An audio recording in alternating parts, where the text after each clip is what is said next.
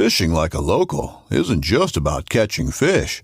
It's about connecting with the environment and the people who call it home. It's about hearing the stories and traditions that have been passed down for generations and sharing unforgettable moments with the people you meet along the way.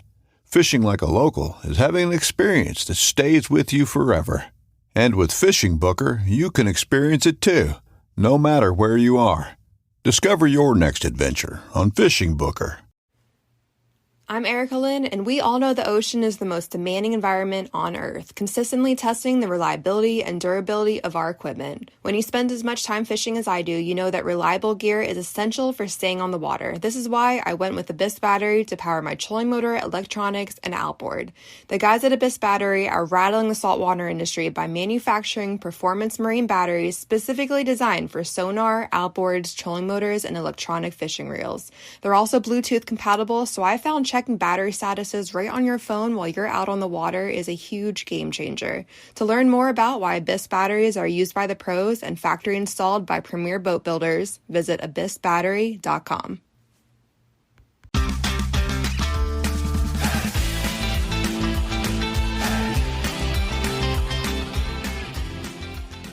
Hello and welcome to the Publicly Challenged Podcast. I'm your host, Luke Oswald, and I hope you join me on my quest for knowledge to become a better public land hunter, angler, and forager. Stick with this and who knows, maybe we will learn something together.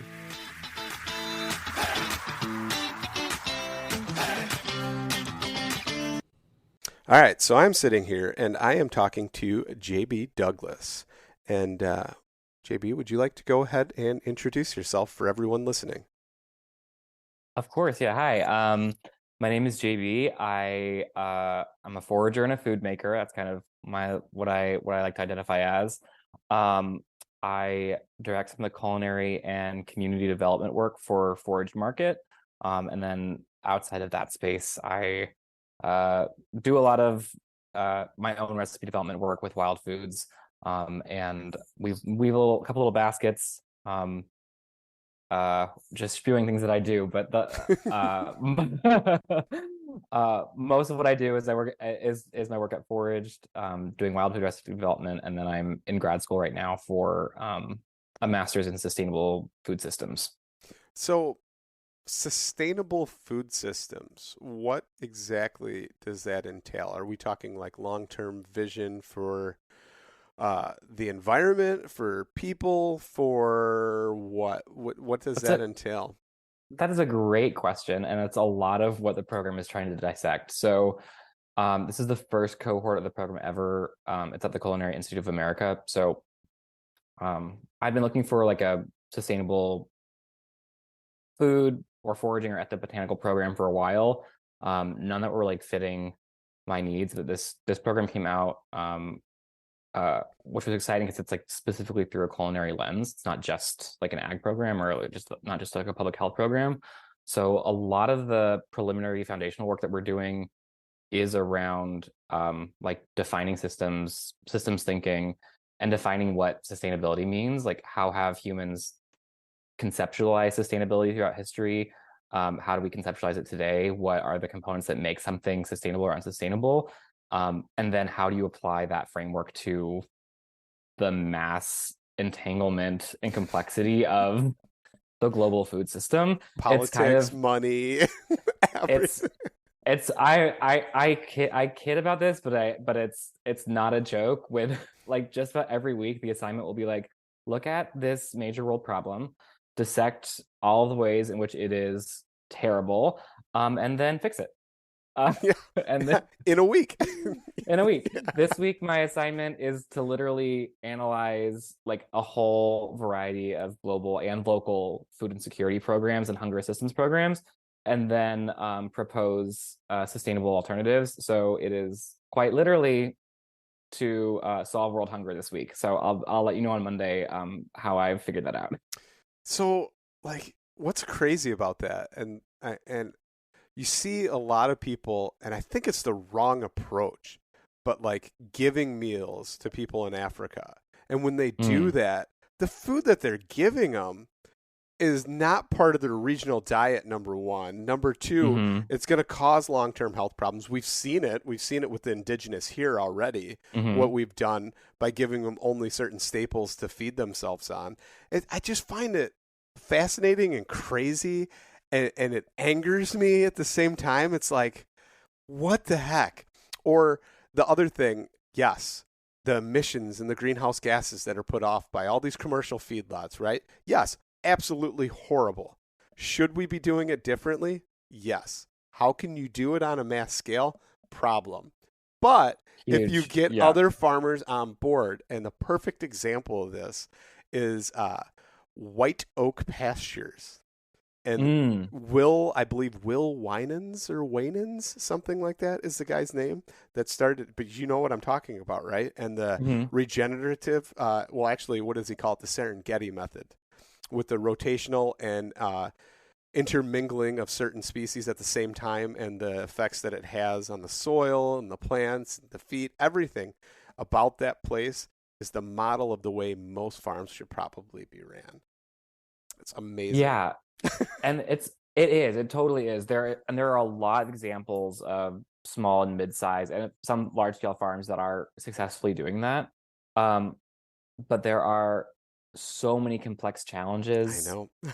Trying to scale it, right? Socially, politically. I mean, it just, every time you look at it from a different angle, there's another challenge. And so a lot of what we're doing is like trying to find the highest leverage points within a system to be like, okay, we've narrowed scope down to this thing. How do we effectually make a change here in a way that it will actually ripple out to other parts of the system? So, because we can't tackle everything all at once, right? Everything has 1,000 different problems at once. So I'm kind of focused in on the ways that wild foods and the wild food industry have the potential to create alternatives to mainstream food systems, and what we need to do as an industry to like move towards a sustainable growth of that industry that positively affects the environment, positively affects people and social lives and public health, and positively contributes to the economy. And that's a challenge, right? So, there's so much that goes into that. Are we talking just like riparian, forests everywhere, or what are we doing? Just making like...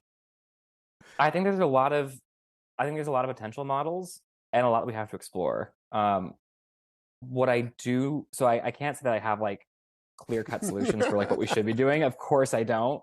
But there's visions, right? Like there's a vision. But there's visions. And I think that what I see as I've been, more and more immersed in the foraging community in America, and as I have my work at Forage, getting to talk to so many different foragers and forest farmers and small scale farmers all across the country, I see a lot of people that really care passionately and do amazing work individually. And we lack a lot of this broader organization or broader community structures that can really propel us forward. And I'm really interested in working towards some sort of organizational structure that allows us to communicate better, to share resources better, to advocate for just policy together, to partner with like park services to remove edible invasives, to do all sorts of different. There's like a whole plethora of projects that we as an industry, as a community, could be doing to positively affect change in the food system and in the environment. But we need some sort of structure that is getting us to a place where we can commune and organize together, right? Yeah. That's kind of what it kind of reminds me when you just said that, and we're going to jump back into that because there's a lot there, but yeah. So ivy, I honestly think somebody dumped like landscaping that they dug out, and they dumped their yard waste in a parking lot of one of the state parks that I love to forage and hunt in, especially that hunt area. And there was some like English ivy in there. And it has spread across the ground, shading out and killing off all kinds of native species. And every time I walk through there, one, it saddens me, and two, it makes me so mad. But I don't even know the proper channels to go about getting rid of it, eradicating it before it does even more damage. I mean, it's taken Right. up like an acre or more of landscape already. That's how, like, within a year. Yeah. That's crazy. And right. And I don't want to like, you know, like lump any like fault or blame towards whatever park services are managing that area. Like who knows what their Right. systems are, who knows what's on their radar. But you as like an individual who is, you know, pretty knowledgeable and cares about these things and has a personal connection to it, is nearby it, shouldn't feel like you hit a wall the second that you notice something happening like that. Like you should be able to like know what resources you have at your hands, or like a place to talk about it, or a place to report it, or a place for communication to move forward. Because we have all of these like citizen scientists and all of these conservation, like at-home conservationists all over the country who care about these things, but most of us are looking at our books and going to the woods by ourselves. And I think we have like just the potential is like insane if we were to just, you know, work together. Yeah, I almost thought about a little guerrilla activity there, but Yeah. I know it's not the right thing, and I don't know. I'm going to go talk to the Park Service, though, and see what we can take care of and manage to do, because it's crazy the devastation that it's caused within, I mean, literally 1 year from the time I was there to went back to that area. And I was just astonished how fast the rate of, like, the growth rate was and how much it covered. And man, I can't imagine what it's going to be like in another year or two. Yeah. Similar story. I was just back in California a month or two ago, where I grew up in Sacramento. And there's a pond right by my house growing up that I walked just about every single day after school growing up and in my teens. And I had like a rough understanding of what was going on there, but not as much knowledge as I have now. But I knew about the blackberry bushes. And then as I got into foraging, I was like doing some more research, and I was like visiting home again. I was noticing that they were Himalayan blackberries, and I was like, oh, these are not native. These are kind of aggressive. And then as I've continued to go back there, I'm only back there for a couple days a year. It's grown larger and larger and larger. And I go back there now with this whole new framework and understanding. And I can see, I'm like, actually, I've been watching this patch for 15 years. I can see how it's spread. I can see what native species it's choked out. I can see the ways that the beavers no longer have a place for their dam. I can see the way that it has like prevented these species from doing this, and now this algae is taking over here. And it's sad. Yeah, it's hard to look at. And we like, again, I want to feel like I can take action. And there's such, interesting actions to be taken there, considering that blackberries and blackberry leaves are all edible, and there's like so much potential function and use for those things in a way that would positively affect the environment and create food products for people. But we live in this culture, this structure where it's like, don't touch it. Yeah, right. And and the park services are notoriously difficult to get in touch with, and don't really want to talk to foragers. So yeah, such an interesting dynamic there, which kind of rolls into what you previously mentioned, which was getting park services in different places to actually acknowledge the invasives and then consume them, or let us take them, right? And remove them. So let's go into that and kind of what you meant by that. Yeah, I think this is definitely a vision rather than like a lived perfect plan, of course. Like this is something that has like been floating in my head for a while. There was there's a paper that came out, I think it was 2018, Balin Linnekin, I think it is. It's about wild food laws, wild harvest laws in America. And he specifically looks at the national park system, the 59 national parks, and looks at like the legality of the regulations that they've set out about foraging, and what it says about, what those regulations are rooted in. He tries to decipher how they're developed and why they're developed that way, tries to interpret why they change every year. And there's a lot of unclarity and confusion around it. But what he argues, looking at policy and what is put out by these park directors, is that foragers are, not seen as conservationists, and they're, not seen as they're seen as like a threat rather than like an asset. So what I'm interested in is like part of what I'm interested in is like working towards policy that legalizes foraging overall and works closely. And I think to do that, we have to work closely with park services and land management services, because we're on the same team. None of us want, 1,000 foragers going to the same park and stripping something that shouldn't be happening. Right. Like none of us want that. But I do think we have to open up the channels of communication to collaborate on projects. Like, for example, if someone in the South is like, I've got all this kudzu, like, let's assemble a team to like clear out. What if we like set up a supply chain to like a food incubator nearby, or like a co-packing facility that can then process all of those leaves into some sort of product? What if we start a mission to like eradicate Japanese knotweed in a certain section in the north? Why can't we use the manpower that we have in this community to partner with the service, eradicate that species, turn them into pickles and sell those to people, or give them to food banks? There's so much available to us, but we have really lacked, I think, from my perspective, we lack the organization to like make vision projects like that happen. Yeah. So Japanese knotweed, can you really eradicate it? Great question. Through foraging. Great question. Great question. Obviously, I'm not gonna say it's gonna be like gone tomorrow. But something that really like stuck with me one time, I wish I remember who said this, but they were like, if very evil people can nearly eradicate the American bison in, we have the ability to eradicate an invasive species. Like, it is not like, or at least to try, right? I'm not going to say, I'm not going to like purport that we can completely wipe out something that is like that invasive and regenerates that easily.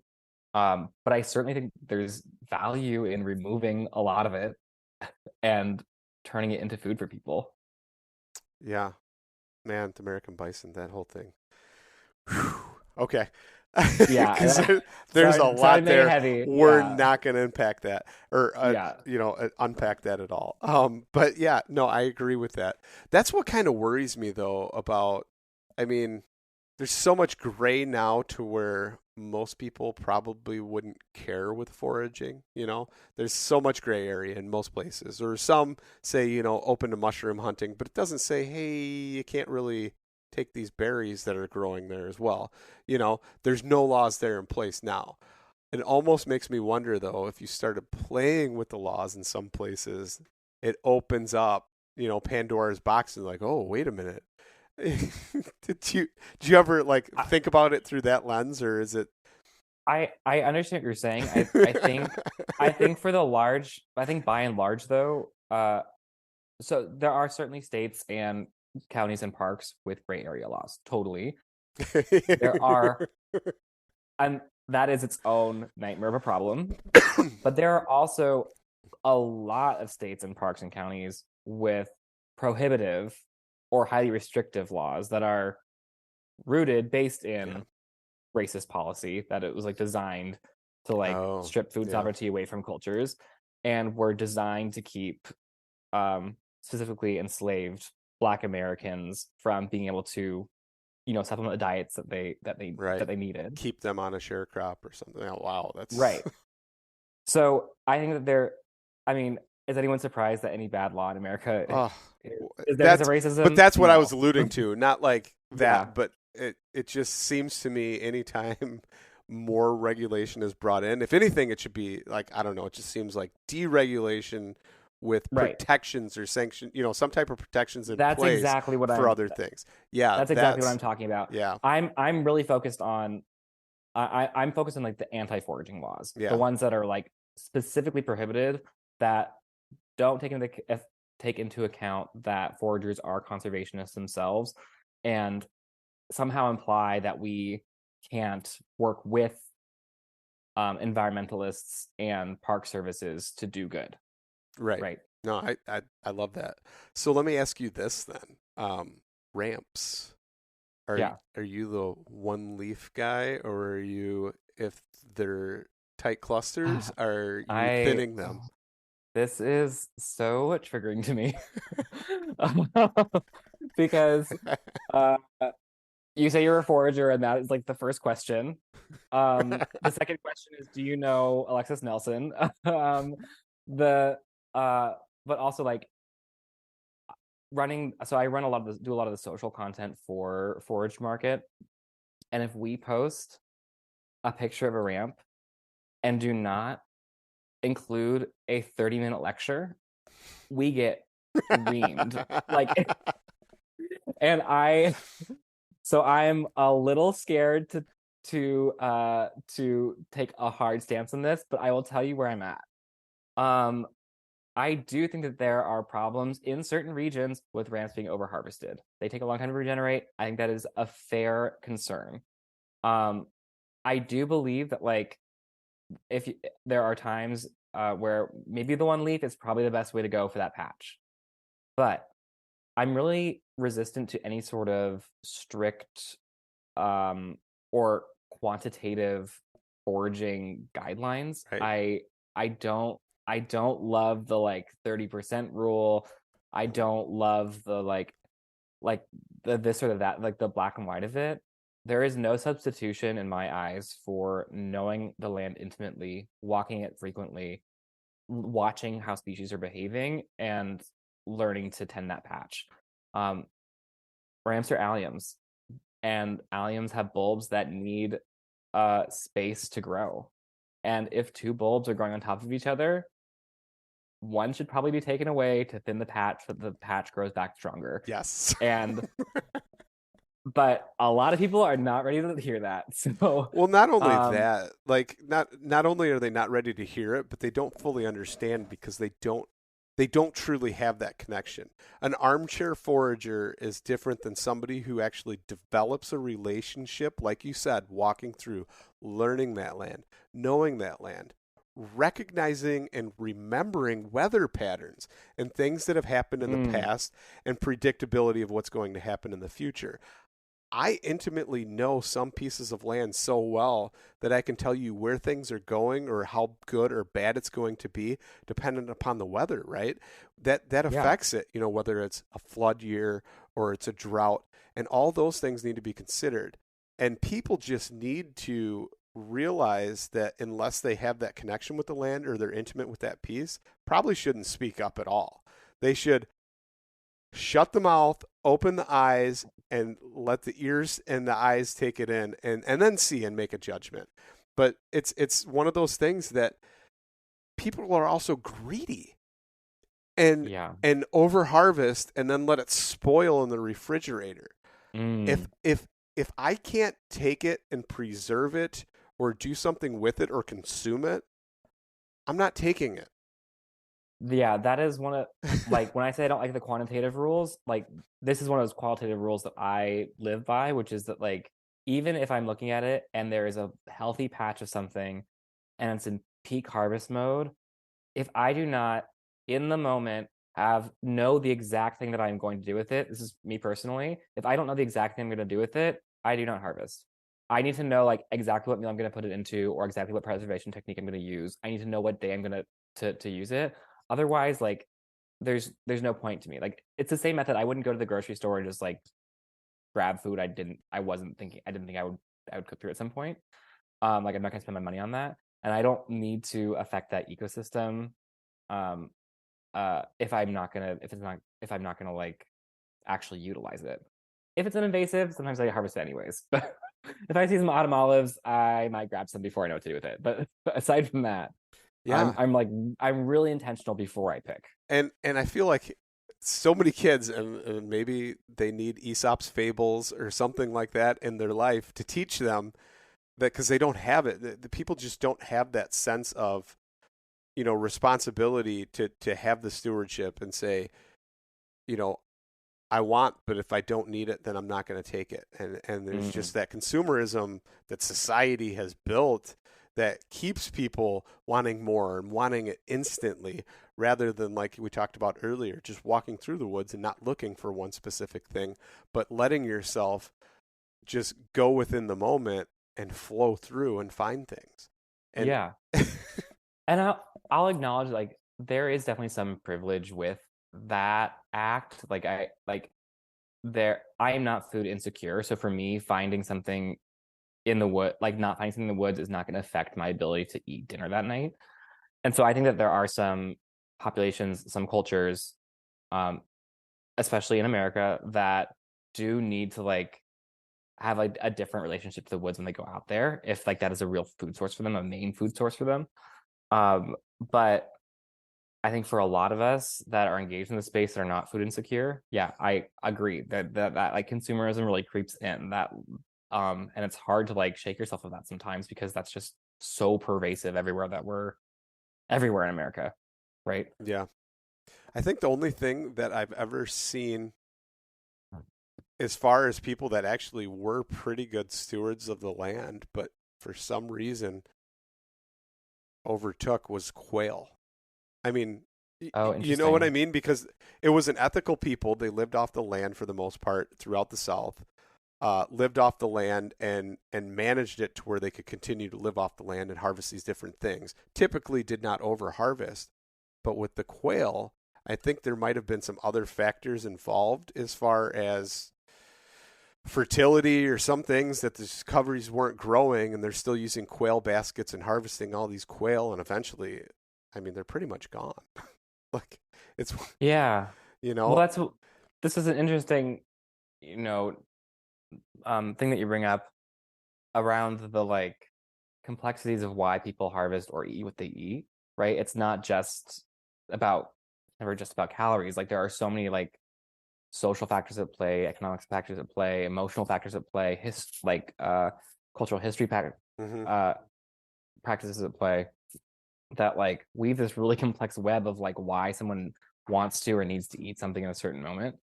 And it's hard to like detangle the ethics of any of those choices. Even you're like, oh, this thing is the environment is getting out of balance in this moment. We have to look at why, and that is like a really hard thing to solve for, you know? Yeah. And that's like the bison. I mean, that's a pretty clear-cut answer.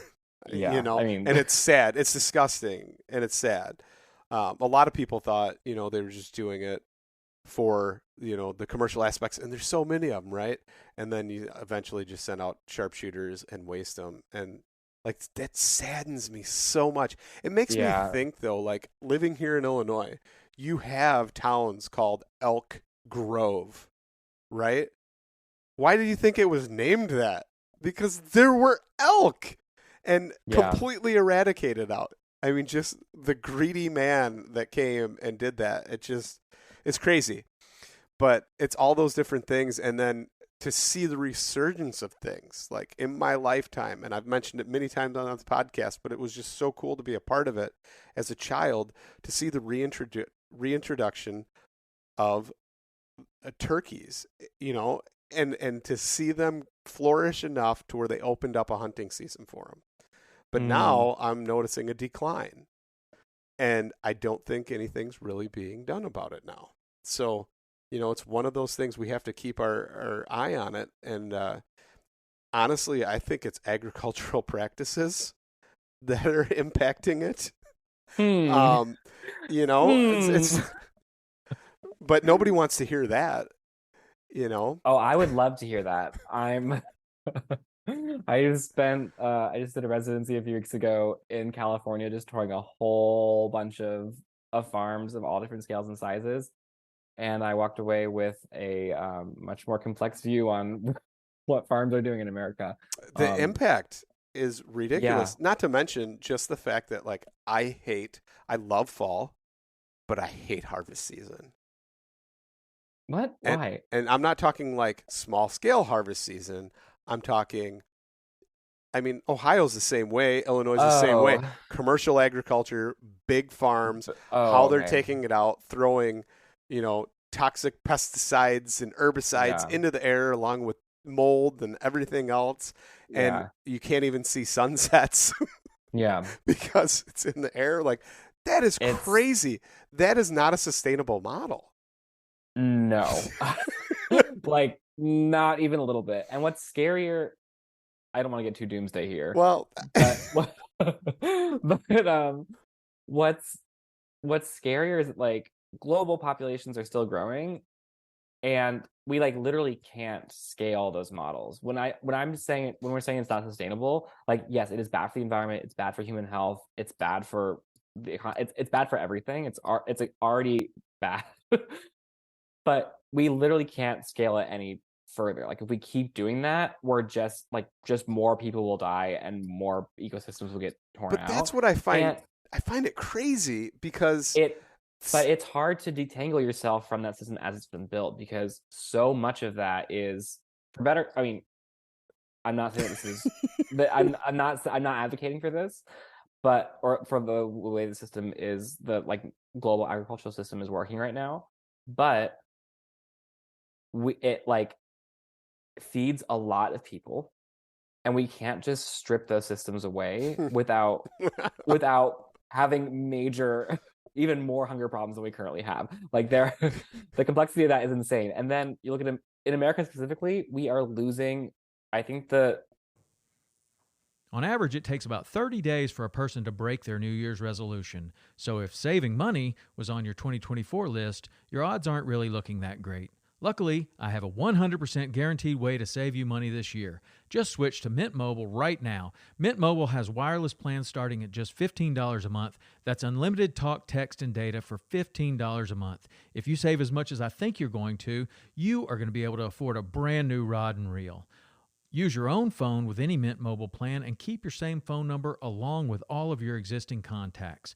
To get your new wireless plan for $15 a month and get the plan shipped to your door for free, go to mintmobile.com/waypoint. That's mintmobile.com/waypoint. Cut your wireless bill to $15 a month at mintmobile.com/waypoint. Additional taxes, fees, and restrictions apply. See Mint Mobile for details.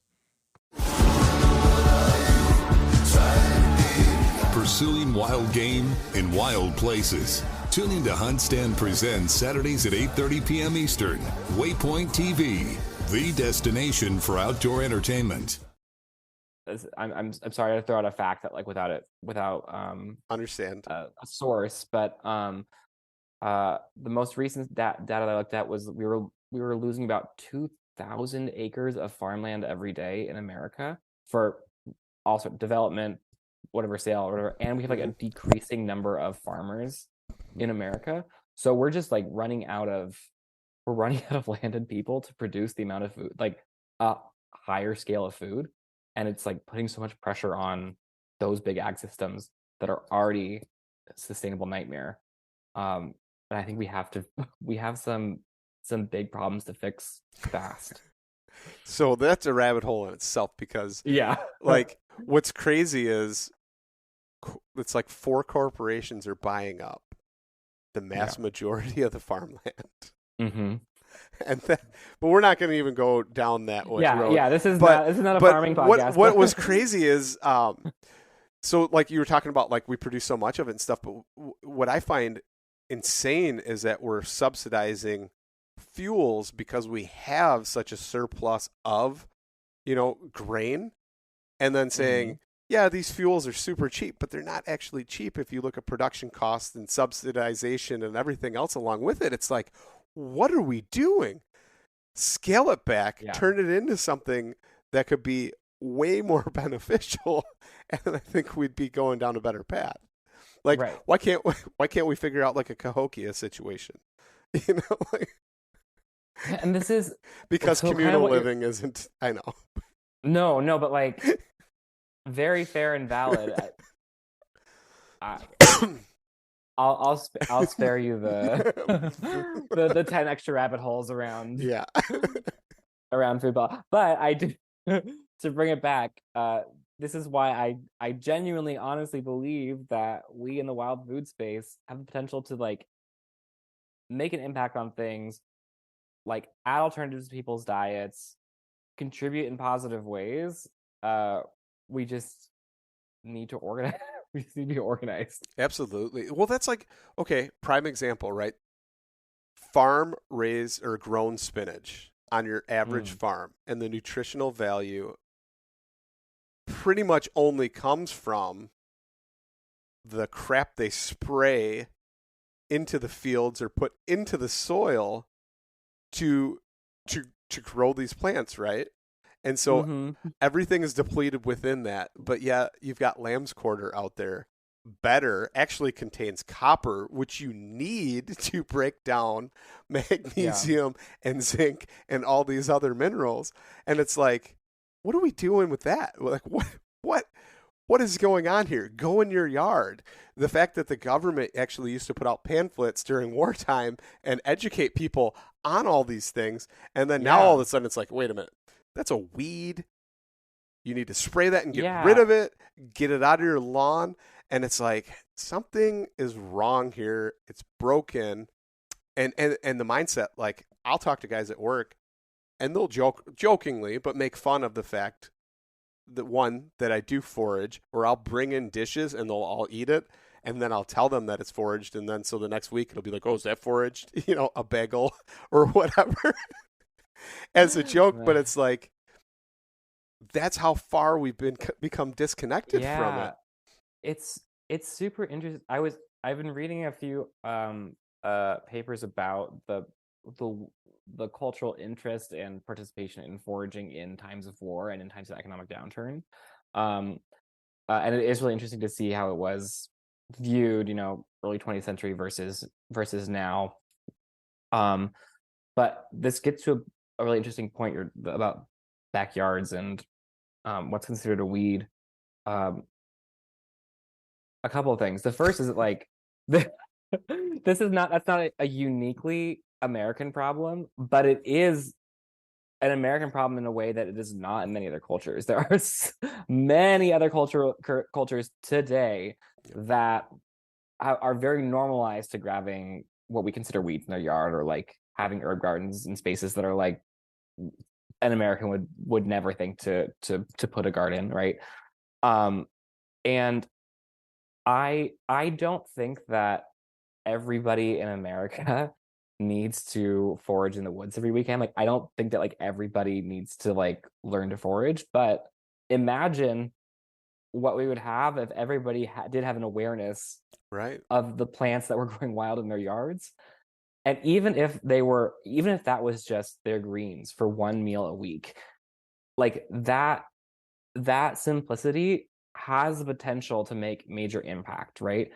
Like, I think we need like top-down ideas, and we also need those grassroots efforts, and educating people around weeds and all sorts of other plants that grow wild in their yard, and those fungi. That basic knowledge and understanding the demystification of nature, I think, could have a huge impact on the way that people view food, buy food, eat food.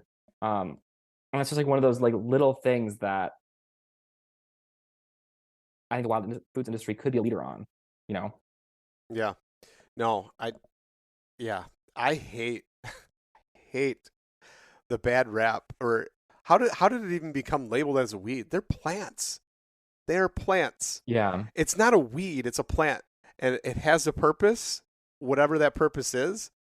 It may have been, you know, misconstrued or whatever, but like dandelions. That one's crazy to me. So some of them I'm like, oh, like I love cleavers. I'm a cleaver. I'm an absolute cleaver fiend. Love a cleaver. I could understand why, like, if you're a farm and they are, you know, climbing up, entangling into your crop, making it harder to harvest. Like, if that data is showing like the yields are down because they are, you know, entangling with the crop, or even if you like, you know, have like if you're raising sheep and those like the cleavers get stuck in the wool, that decreases the value of it. It's harder to process. Like, I can understand where the eradication of them in certain spaces like is understandable, but I can't get past the fact that like they're still edible and useful and medicinal. Like I don't understand like why it became take it out and throw it away and not take it out and eat it, take it out and use it, take it out and share it. Like that, like the function of it is crazy to me. And dandelions never hurt anyone. I don't know why dandelions got the bad rap. That one is crazy. Like they're the worst ever, though. Anything you see that's like a weed killer commercial or anything, it's always a dandelion. Yes. and I'm like, that one's like, also if people like have any awareness of foraging, they're like mushrooms in the woods, eating dandelions. Like that I feel like that's like one of the top the top ones. It's like one of the first ones that people learn. It's like one of the ones that like, you know, the weird family member that is like, oh, you're foragers or you eat dandelions. Like they know that dandelions are edible. I just don't understand why that one we'll never fathom. Yeah, it's a pretty nuts thing. That'd be to interesting. See it like that. That'd be an interesting interview. I bet we could track down who started the ad campaign for weed killers and chose the dandelion. Somebody out there made that choice 50 years ago. It's a dandelion conspiracy theory. Yeah.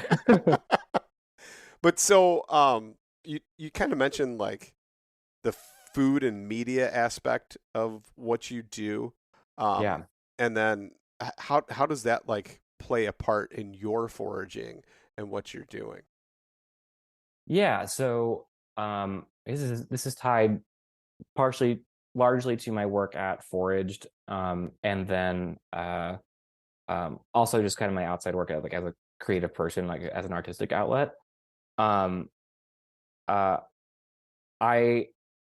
to create demand for these products, right? To support the people that are harvesting, to support the conservationists out there that are doing this work, the experimental forest farmers, like we have to create demand for their products. So I guess I should back up for 2 seconds and explain what Foraged does. Yeah, let's go into that. Yeah, and I'm realizing that as I start to launch into things. So Foraged is an online marketplace for wild and specialty foods.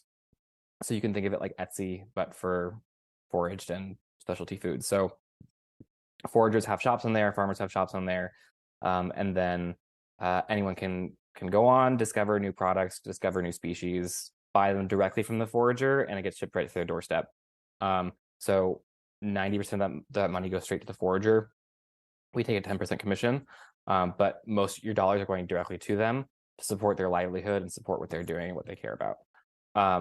So it's a really cool model, something I am very deeply passionate about. I care about the proliferation of wild foods. I care about supporting small food businesses. I care about democratizing food access. And there's a lot that we have on the horizon to expand in all sorts of new ways that I can't wait to share with you when they come out. So part of my work on the culinary side of things is around the demand creation for the products, right? In the wild foods industry, like we all know dandelions, we all know how to cook them. Somebody that is like just learning that space may need to see pictures of dandelions being cooked, may need to see a couple different recipes in order to like feel assimilated into things, feel familiar with the techniques, have to be able to compare it against something that they've made before in order to like put those dollars through that forager. And like my hope is also like when they purchase ingredients from other foragers and cook with them and share them with their family, like that inspires them to engage with the woods themselves and learn more themselves. So I produce a lot of the food media for Foraged. So that's the recipe development work. That's like the copywriting around food content. It's the food styling and the photography and the editing. It's any like video reels and content we do. So sometimes when I'm foraging, it's for my personal stuff, like my personal life, right? And then sometimes I'm there with the intent of finding species that are properly sold by other foragers on the site, so that when I cook with that species and I do a video showing how to cook with it, and I craft a recipe that's designed to highlight its flavors or teach some sort of method about that species, that then people are inspired to put those dollars towards those foragers. So it's all about driving ways to educate consumers and to drive support for the people that are harvesting our food. So that's kind of like where my brain is at when I'm like foraging for media purposes. So, quick question. Do you Yeah. ever worry about the foragers selling the products on there that they're doing unethical things? Yeah. Taking it. This is a It kind of just in my mind, I'm like, oh man, because there's some commercial foragers that I know that are super respectful. They do know the land, they have the relationship with it, and then there's some others that I've seen that just go traipsing through, ripping out, throwing it into a garbage bag, and taking it to your local restaurant and selling it. And it's like, oh, what are you doing? This is a very fair question, and this is actually kind of one of the main things that we're tackling. So the first thing I'm going to say is that we have to date vetted every single forager that has come onto the site. We meet with them via Zoom. They have to fill out an application. They have to talk about their sustainable practices in that application. We meet with them over video chat. We walk them through the platform, and we like pretty strictly monitor what products they put on the site. So all those things are in place to begin with. I'll also say it's kind of been a non-issue because we have established ourselves as a brand that cares about these things, and we are ourselves foragers and farmers. Like we're not just some tech bros that are building an app. Yeah, like right. we are ourselves foragers and farmers. It's almost been a non-issue. The people that come to the site also ask those same questions and are really adamant about it and really care about it and are really earnest about it. And so it hasn't. We've only had to. It's been very rare that we've had to take corrective action, or we've spotted things that we had to ask questions about and open a conversation about. For the most part, it's been a non-issue, and I'm really proud that of the work and the people that we've been working with. That's awesome. That's pretty cool. So, you told like what Forage does and stuff like that, but so when you're developing something like right now, for instance, what are you looking forward to that you most likely want to create with, or want to use for inspiration for something? Yeah, I'm really excited about what's coming up in the winter. So actually just today, well, I guess it'll have been out for a second when this episode comes out. We just released a new Rewild Your Holiday. It's like a mini digital cookbook that kind of walks through weaving some common wild species into classic holiday dishes as a way to again introduce people to wild foods in a familiar setting. So I'm a little fresh off of that still. My brain has been a little packed with that little project, and I haven't opened up to what's coming next. But this will be my first winter with Foraged. I started in February this year, so this will be my first winter proper, and I'm really excited to just sit down with the team and think through, ask our vendors what they've got coming up, what they want to see more of, and then strategizing what species do we need to highlight, where do we need to put our efforts and our focus to get more sales to you guys as vendors, and to educate the public in a way that feels fresh and exciting, but educational at the same time. So in my head for winter stuff, I'm picturing soups, stews, something hearty, bone broths, amaranth sourdough breads. Hell yeah. Yeah, I would love to do some more wild grains and breads. We haven't seen enough on the site to merit that those recipes yet, but I've been collecting my flours, and I've been experimenting here, and then I'm so excited to dip into that. Interesting that you mentioned soups and stews. I think that is right up the alley for winter, of course. What I hear when you say soups and stews is something that is really core to all the recipes that I develop, which is that they're meant to be shared. I think there is very rightfully an entire industry of food and recipes and meals that are scaled for one or two people.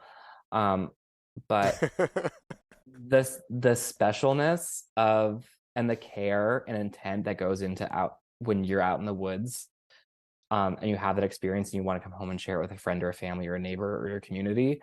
Or on the alternate side, if you're not the forager yourselves, if you've like gone out on a, maybe buying chanterelles from a local forager is like really new for you and super exciting.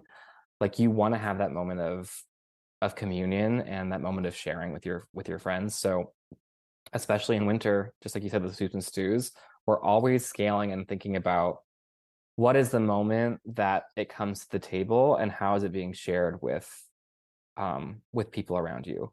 I'm never like shooting things that are just in one little plate. It's always stacks of plates. It's always large vessels, because we know the importance of sharing in this community and in this space. Yeah, that's awesome. That's can you share any of the recipes from the like rewilding your holiday stuff? Is that okay. I think I would be happy to. I guess I should make an assumption about when do you think this episode will air? Soon. Okay, very soon. It was supposed to don't put this in. It was supposed to drop today. That's fine. It will it probably will drop tomorrow, but somewhere in the next couple days. So it'll be out for about a week. Yeah. So Great. Perfect. Perfect. I would be happy to share. So we've got it's a mini cookbook. There's like 7 full recipes in there. They reference a bunch of the other ones that are on the site. But these are 7 originals that have not been published anywhere else yet. Some of them are riffs on classic holiday dishes. So Victoria Granoff's Simple is Best dressing, which is like a really pared down but really well written recipe for like stuffing, like big torn croutons, big like rosemary, sage, thyme, parsley, like really classic herbs, and just some celery, a little bit of onion. So we're taking that, but instead of using croutons, we're using wild rice. So I'm adapting that recipe, learning how to accentuate the nutty flavors of wild rice, and adding in just enough herbs that it feels like has some of those classic flavors, but opening up all these possibilities for throwing in spice bush or carrot seeds or like there's this whole world of wild spices and herbs out there. And so I try really hard with recipes to give something that feels foundational, that is like highlighting one main thing. So in this case, the wild rice. It's based off of a classic recipe, so it's going to hit all of the same flavor notes that you're expecting to see. But then I work in these little moments of options. So I'm like, if you want to keep this classic, go in with that rosemary, sage, and thyme. If you're a forager yourself, or if you want to try something new, like try it with crushed sweet fern leaves and carrot seeds and some a little bit of yarrow or something. Like there's endless opportunities. So that's kind of like that's the first one that the cookbook opens with, and that's kind of the general structure for a lot of it. So we've got a cranberry sauce that you can is designed to be able to put in. I think it's a half cup of any wild fruit you've got. So I love doing cranberry autumn olive sauce. I trust it with huckleberries. It works with pawpaw puree. So just to give like that little extra interest and variety, and options for what you have access to, but it's still hitting that like big moment of sweetness, acidity, color, and like a hint of spice that you expect from the cranberry sauce on the table. So that's two of them. The other one I'll throw out in there that I'm really excited about is our autumn crunch pie, and that is a take on a classic. It's a take on a classic pecan pie. This was actually, I do too. I love pecan pie. But this recipe is a really great example of my experience foraging. I think a lot of people's experience foraging, where this entire community had to come together for this recipe to be created. So first, my coworker Emily was the first one that was like, I am really thinking about pecan pies this season, and we have a lot of vendors that do hickory nuts and have wild pecans. And I was like, that is a great idea. Let me dig into that and think about that. So I was able to get hickory nuts, Elliott pecans, from a couple of foragers on Foraged. I had black walnuts that I had bartered from a friend nearby. I had just come from California, where I had been experimenting with valley oak acorns, and I was making like acorn thumbprint cookies with them. That was really good. So I had these extra like bleached acorns from my place in California. And I had just gone chestnut foraging for the first time with a friend here, who very graciously took me to a spot and showed me his technique for taking them out of the husk. And so I had all these nuts from all these different parts of my life that came together to make this beautiful pie that was just like 5 different kinds of nuts. Looked so beautiful in the shot. It's like this whole range of colors and textures. And it hits those same important notes of that pecan pie, but it's from all these different wild sources. And so I developed it in a way that you can use whatever nuts you have on hand. Right. I did it with a bunch of different types. You can totally just choose one if you've got it. And then the other piece of balance that I kind of brought into play is in the filling that goes around those nuts. I tend to find like very sweet and cloying in a lot of pecan pies. So we've added in a little bit of miso and a little bit of apple cider vinegar. It's just like brightening things a little bit. It's giving that like extra little something of the saltiness in there. So not a revolutionary technique to bring in acid or salt into a dessert. But I think in this particular case, it like really mellows out that filling, and it takes it to a place where it's like a little salty sweet. So it's very much a dessert. It is very much a nut pie, but it's got all this other, story and oomph and possibility to it, Yeah. So like right now in my head, I am picturing chestnut flour, acorn flour, and wild rice flour, gluten-free crust, maple sugar used for the pecan pie. Yes. And now it's a gluten-free pie and I can eat it.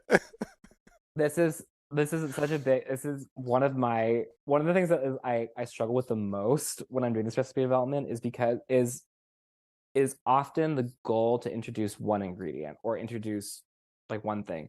Whereas I have this insane pantry of bizarre ingredients and I could go ham on this entirely wild pie, but I have to like narrow it in. But to your point, the sweetener in the filling is not corn syrup, it is maple syrup, because perfect. Again, we have a lot of so the ingredient list outside of the wild foraged ingredients are largely like just common pantry staples, so that you're really focused on just like understanding that one new ingredient, that one new piece of the puzzle, and you don't need to worry about sourcing an entire pantry of things. You don't need to worry about learning 10 new techniques. If you just want to get a store-bought pie crust, or if you have a favorite gluten-free pie crust, use that one. Absolutely use that one. But maybe some duck fat instead of the butter for the crust. But no, totally. That sounds so good. That is like a great little edge of savory in there too. Ooh, that sounds awesome. I love food. My problem is I just never take enough time to create it. Like, I'll make some phenomenal dishes, but sometimes I just simple, get it cooked, eat it. It's going to be good anyway. Just highlight the natural, being of whatever it is, So exactly. Yeah. No, totally. I think that's super important. I always say, like my goal when I'm treating an ingredient is either to transform it or to elevate it. I think both have like immense value. So if sometimes elevating it is just putting it on the plate as simply as possible and giving it all the attention it deserves with the least amount of ingredients possible, right? And sometimes elevating it is an entire complex sauce underneath it, right? You never know. I think it's equally valid to transform it beyond what people expect it to look like, right? Turning something into a syrup or a puree that you never usually see pureed before, as a way to like see that ingredient in a new light. I think both transforming and elevating are equally powerful, and I think that it's totally valid and fair, and also really important to do simple cooking like that sometimes. I think that is like some of the best cooking in the world is super, super, super simple. Yeah. I just made a braised pot roast the other day, and acorn oil is what I was brushing on it. So now Nice. it has this like strange, like almost orange kind of glow to it when it's like I'm eating the leftovers and you heat it up and your mashed potatoes underneath, which would be awesome if it was like Wapato or something. But, working with what I got. Totally.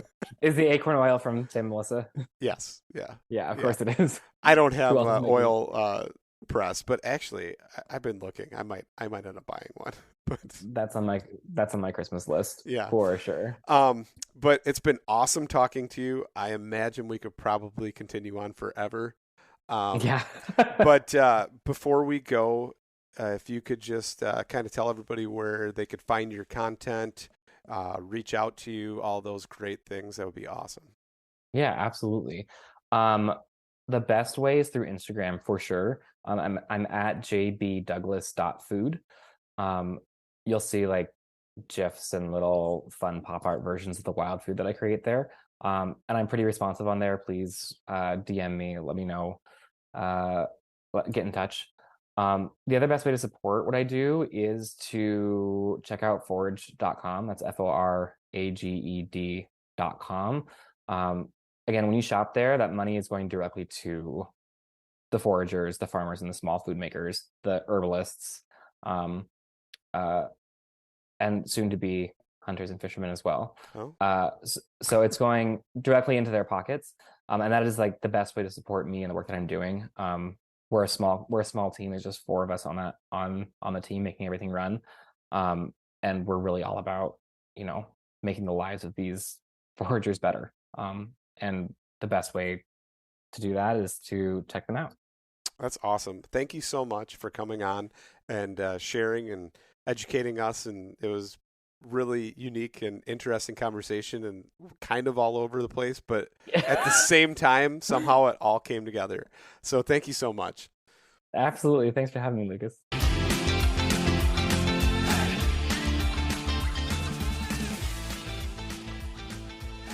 And once again, thank you so much for listening to the Publicly Challenged podcast. I hope you enjoyed the show, and if you did, please subscribe on whatever platform it is you're listening to. Also, if you could leave a review, that would help us out. And you can check us out on Instagram or at publiclychallenged.com. And once again, thank you so much for listening to the show.